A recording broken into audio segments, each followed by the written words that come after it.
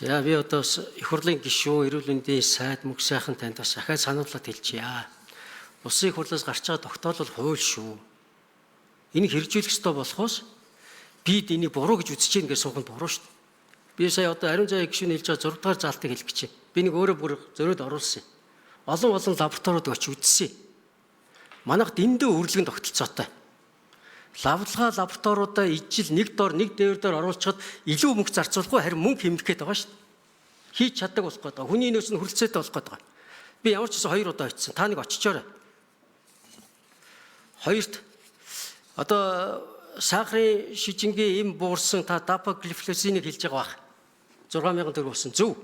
Яг ийм байдлаар эрүүл мэндийн яам тэр өндөр хөгжилтэй орны эрүүл мэндийн яамтай хамтын ажиллагааны гэрээ хийгээд оруулж ирэх эмүүдээ тохироод тэрийг гайлын газар бүртгэлийн өгөөд олон ийм эмнүүд хямдраад орж ирэх хэрэгтэй байхгүй юу? Тэгэд эний чинь хувийн хвшлийнхны өөрснөө оруулж ирнэ шин. Тэ?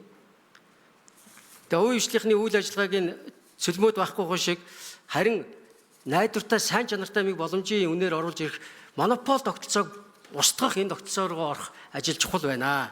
Энэ дээр анхаараа.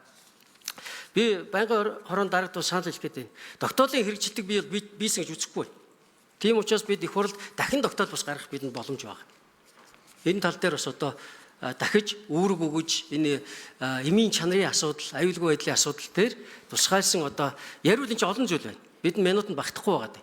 Тийм учраас энэ дээр одоо бүгдээрээ тусгайлсан дахин тогтоол гаргаж одоо дахин үүрэг өгөх асуудал ярья. Одоо харалт ашиг сонирхлын зөрчилтэй Монгол фарм үндэслэгч Намхан Орог залуу сууц Эрдэнэ баяр бол одоо хувийн компаниг баг энэ цусны төвийн дарга байсан ажиллаад болоод л шүү дээ. Ийм хүмүүс байж л байгаа юм шүү дээ. Инхтвэ байж байна. Эмийн төр хороо ажиллаж явах үед одоо загнуулаад хөрөх хэвдэн суугаад ямар ч ашиг сонирхолгүй чадвартай одоо энэ салбараа мэдж байгаа усуд байна. Болсон хүчин байхгүй шээ байгаа. Харин 3.5 сая хүний төлөө ажиллах сэтгэлтэй хүн харин олох хэрэгтэй шүү. Түүнээс эдгээр компани төлөөллийн суугаад халбгүй шүү. Тэгээ ажил хийдгүү эсвэлтлээрээ Монгол улсын эмийн чанарыг сайжруулах ингээд суугаад байж болох юм уу? Тийм учраас бид одоо байнгын хороогоор харин хэдүүлээ хилцмээр байна. Тогтоолын энэ хэрэгжилтийн тайланг яаж дүгнэх юм?